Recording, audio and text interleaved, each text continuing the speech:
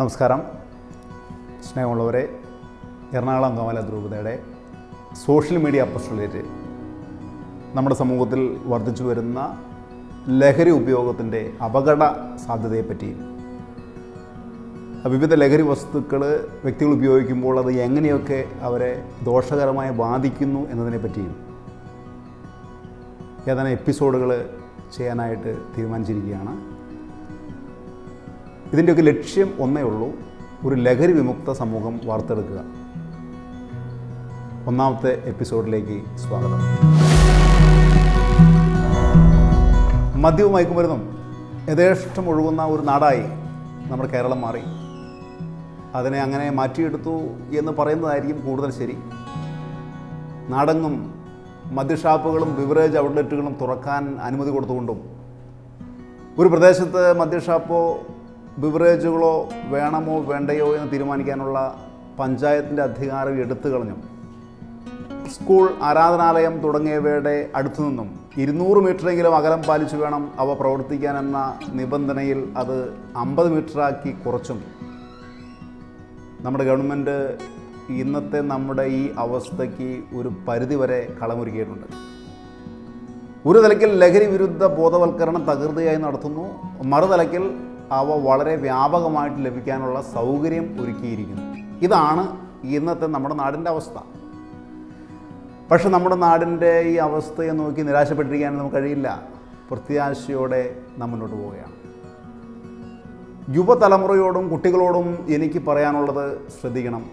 നിങ്ങളോട് പറയാൻ ഒറ്റ കാര്യമുള്ളൂ: ശ്രദ്ധിക്കണം എന്നാണ്. കാരണം നിങ്ങളുടെ ഭാവി നിങ്ങളുടെ കരങ്ങളിലാണ്. ജീവിതത്തിൽ ഒരിക്കൽ പോലും ലഹരി തൊടില്ല എന്ന പ്രതിജ്ഞ എടുക്കാൻ നിങ്ങൾക്ക് സാധിച്ചാൽ നിങ്ങളുടെ ജീവിതം ഭദ്രമായിരിക്കും. നിങ്ങളുടെ ജീവിതത്തിന് ഭദ്രമായ അടുത്തറയായിരിക്കും നിങ്ങൾ പണിയുക. പലപ്പോഴും ഒരു തമാശയ്ക്ക് വേണ്ടിയിട്ടാണ് ഇതെല്ലാം തുടങ്ങുന്നത്. പക്ഷെ ക്രമേണ അതിൽ നിന്നും വിട്ടുപോരാനായിട്ടാവാതെ ആ ലഹരിയെ ആശ്രയിച്ച് ജീവിക്കേണ്ടി വരുന്ന ഒരവസ്ഥയിലേക്ക് നാം എത്തിച്ചേരുകയാണ്. അതുകൊണ്ട് ആരൊക്കെ പറഞ്ഞാലും, ചങ്കായ കൂട്ടുകാരൻ പറഞ്ഞാലും, ലഹരിയോട് നോ പറയാൻ ഇന്നത്തെ യുവതലമുറയ്ക്ക് കഴിയട്ടെ എന്നാഗ്രഹിക്കുന്നു. താൽക്കാലികമായൊരു സുഖം, കുറച്ച് നേരത്തേക്ക് ദുഃഖങ്ങളൊക്കെ മറക്കാൻ സാധിക്കുന്നൊരവസ്ഥ, കുറച്ച് നേരത്തേക്ക് ലഭിക്കുന്ന ഒരു ഉണർവ്, കുറച്ച് നേരത്തേക്ക് ലഭിക്കുന്ന ഒരു ഉന്മാദാവസ്ഥ, ഓർമ്മശക്തി കൂടിയെന്ന് തോന്നൽ, ഇതൊക്കെയാണ് പലപ്പോഴും ഡ്രഗ്സ് ദുരുപയോഗിക്കുമ്പോൾ പലർക്കും തോന്നുന്ന കാര്യങ്ങൾ. പക്ഷെ ക്രമേണ സംഭവിക്കുന്ന കാലക്രമേണ ഈ ദുശീലം ആ വ്യക്തിയുടെ ഉത്സാഹത്തെ ബാധിക്കുന്നു, ഉണർവിനെ ബാധിക്കുന്നു, ആ വ്യക്തിക്ക് ലക്ഷ്യബോധം നഷ്ടപ്പെടുന്നു, പഠനത്തെ ബാധിക്കുന്നു. അങ്ങനെ ഒട്ടേറെ പ്രശ്നങ്ങളുണ്ടാവുകയാണ്. ഒരു വ്യക്തിയുടെ ഭാവിയെ ഇരുളടഞ്ഞതാക്കി അത് ക്രമേണ മാറ്റുകയാണ്. ആ വ്യക്തിയെ സ്നേഹിക്കുന്ന കുടുംബാംഗങ്ങളിൽ നിരാശരും ഭയചകിതരും ഉത്കണ്ഠ പോലെയുള്ള മാനസിക രോഗങ്ങൾക്ക് അടിമകളാക്കി തീർക്കുകയാണ്. ഡ്രഗ്സിനെ പറ്റി നമുക്ക് കുറച്ചും കൂടി കൂടുതൽ മനസ്സിലാക്കാം. ആശുപത്രികളിൽ നമുക്ക് കിട്ടും, മെഡിക്കൽ ഷോപ്പുകളിൽ നിന്നൊക്കെ നമുക്ക് കിട്ടും ഈ ഡ്രഗ്സ്. അവയെ നമ്മൾ ഉപയോഗിക്കുമ്പോൾ ഒരു കാര്യം നമ്മൾ മനസ്സിലാക്കണം: ഡോക്ടർമാർ പറയുന്ന അളവിലും ക്രമത്തിലും ഒക്കെയാണ് നമ്മളത് ഉപയോഗിക്കുന്നതെങ്കിൽ നമുക്കത് രോഗസൗഖ്യത്തിന് കാരണമായിട്ട് മാറും. എന്നാൽ അത് നമ്മുടെ ഇഷ്ടം പോലെ ആണ് നമ്മൾ കൈകാര്യം ചെയ്യാനായിട്ട് തുടങ്ങുന്നതെങ്കിൽ അത് നമുക്ക് പലതരം അസ്വസ്ഥതകൾക്കും അസുഖങ്ങൾക്കും ചിലപ്പോൾ മരണത്തിന് പോലും കാരണമായിട്ട് മാറും. ഇതാണ് നമ്മൾ മനസ്സിലാക്കേണ്ട ഒരു കാര്യം. ഡ്രഗ്സിൽ തന്നെ നിയമാനുസൃതമായ ഡ്രഗ്സ് ഉണ്ട്, നിയമാനുസൃതമല്ലാത്തതുണ്ട്. നിയമാനുസൃതമായ ഡ്രഗ്സിന് മാത്രമേ, അല്ലെങ്കിൽ നിയമാനുസൃതമായ ഡ്രഗ്സ് മാത്രമേ ഡോക്ടർമാർ നിർദ്ദേശിക്കുകയുള്ളൂ. ഉദാഹരണം, പനിക്ക് ഉപയോഗിക്കുന്ന പാരസെറ്റമോൾ, ചുമക്ക് ഉപയോഗിക്കുന്ന കൊടയൻ തുടങ്ങിയവ.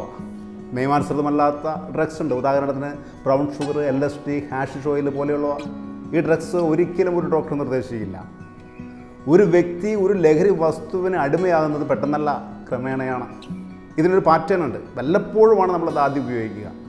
കുറച്ച് കഴിയുമ്പോൾ ഇടയ്ക്കൊക്കെ ആകുന്നു, പിന്നീട് മിക്കപ്പോഴും ആകുന്നു, അത് കഴിയുമ്പോൾ അത് പിന്നെ ഡെയിലി ആവുകയാണ്. അപ്പോഴും ഒരു വ്യക്തി ചിന്തിക്കുന്നത് എന്താണ്? എനിക്ക് എപ്പോൾ വേണമെങ്കിലും ഇതിൽ നിന്ന് പുറത്തു വരാനായിട്ട് സാധിക്കും, ഇത് നിർത്താനായിട്ട് സാധിക്കും. പക്ഷേ കുറച്ച് നാൾ കഴിഞ്ഞ് ഒരു ദിവസം ആ വ്യക്തി മനസ്സിലാക്കുന്നു, എനിക്കിപ്പോൾ ഇത് നിർത്താനായിട്ട് കഴിയുന്നില്ല. ഇങ്ങനെയാണ് ഒരു വ്യക്തി ക്രമേണ ലഹരി അതിന് കീഴ്പ്പെടുക.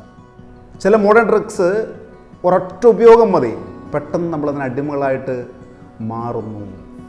ഡ്രഗ്സിനെ നാം കൂടുതലായിട്ട് മനസ്സിലാക്കാൻ ശ്രമിക്കുമ്പോൾ അത് നമ്മുടെ തലച്ചോറിനെ എങ്ങനെ ബാധിക്കുന്നു എന്നതിൻ്റെ അടിസ്ഥാനത്തിൽ മനസ്സിലാക്കാൻ ശ്രമിച്ചാൽ കുറച്ചുകൂടി എളുപ്പമുണ്ട്.